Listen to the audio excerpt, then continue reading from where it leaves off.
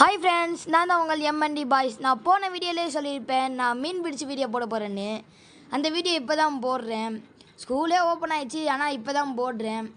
நாங்கள் மீன் பிடிக்க போகையில் நான், என் தம்பி, எங்கள் மச்சான், எங்கள் இன்னொரு மச்சான், மாமா எல்லாருமே போயிருந்தோமா. மீன்லாம் நல்லா பெரிய பெரிய மீனாக கிடச்சிச்சுங்க. என் கை சைஸ் இருந்துச்சு. நாங்கள் மீன் பிடிச்சிக்கிறக்கையிலேயே எங்கள் சித்தப்பா பசங்க 2 பேர் வந்துட்டாங்க. அவங்ககிட்ட மீனை காமிச்சிட்டு இன்னொரு மீன் கிடச்சிது. சரியான மீனுங்க, பெருசு.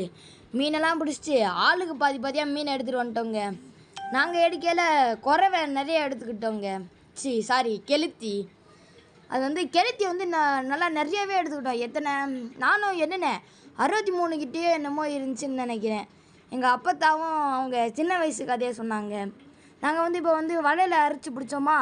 எங்கள் அப்பத்தா கையிலேயே தடவி பிடிப்பாங்களாம். முதல்லாம் அது கொஞ்சம் கஷ்டம்தான். எல்லாம் தண்ணியும் இதான ஒன்று பிடிக்கணும். நான் என்னது மட்டும் இல்லாமல் எங்கள் மச்சானை எண்ணி பார்த்தான். அது கொஞ்சம் சூப்பராக இருந்துச்சுங்க மீன் பிடிக்கிறது எல்லாம். நீங்கள் இந்த மாதிரி பிடிச்சிருக்கீங்களா? கமெண்ட் பாக்ஸில் கமெண்ட் பண்ணுங்கள். எங்கள் அப்போதாவும் ஆஞ்சு இருக்கையில் டக்குன்னு நான் ஒன்று எடுத்து கொடுத்தேன் பாருங்க. என் கையிலே ஒன்று போட்டுருச்சு, ஒரு முள், கெளுத்தி முள். அது ரொம்ப ஷார்ப்பாக இருக்குமாமே. அப்புறம் இன்னொரு மீன் தவிக்கிட்டே இருந்துச்சு பாருங்க. எடுத்து விட்டா பேக் பெல்ட் அடிக்குது, அந்த பெல்ட் அடிக்குது. டம்மு டம்மு டம்முன்னு கீழே விழுதுங்க. இருந்தாலும் இது பண்ணுச்சு. நான் ஊண்டா அது அப்படின்னு ஏதோ ஒரு மாதிரி கிறுக்குன்னு இருந்துச்சுங்க. சூப்பராக இருந்துச்சு. பாவம் அதையும் கதம் முடிச்சாச்சு. பாவம் அது இது பண்ணையில் கொஞ்சம் பாவமாக இருந்துச்சுங்க. ஏன்னா அது கூட தான் நாங்கள் விளையாண்டுக்கு இருந்தோம்மா. அப்புறம் எங்கள் அப்பத்தா இது பண்ணிக்கிறக்கையில் நாங்கள் விளையாட போயிட்டோங்க. நாங்கள் விளையாண்டு வரையில் எங்கள் அப்பத்தா சிராயெல்லாம் எடுத்து முடிச்சுட்டு உப்பு போட்டு கழுவ ஆரம்பிச்சிட்டாங்க. உப்பு போட்டு கழுவுனா தான் இதாக இருக்குமாமே.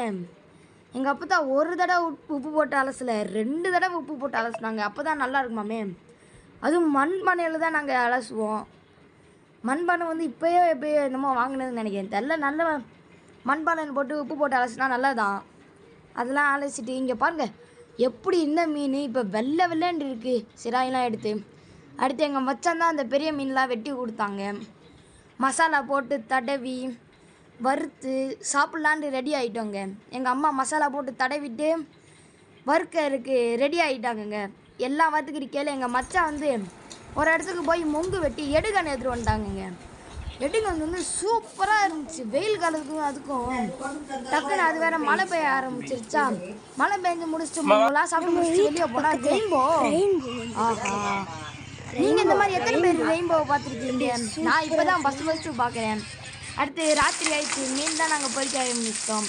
பாதி மீன் பொறிக்க, பாதி மீன் குழம்புக்கு வைக்க ஆரம்பிச்சிட்டோம். இந்த அடுப்பில் வறுக்கிறது, இந்த அடுப்பில் குழம்பு வைக்கிறது, எல்லா வேலையும் முடிச்சாச்சுங்க. வெளியே உட்காந்து நல்லா காத்தோடமாக சாப்பிட்டோங்க.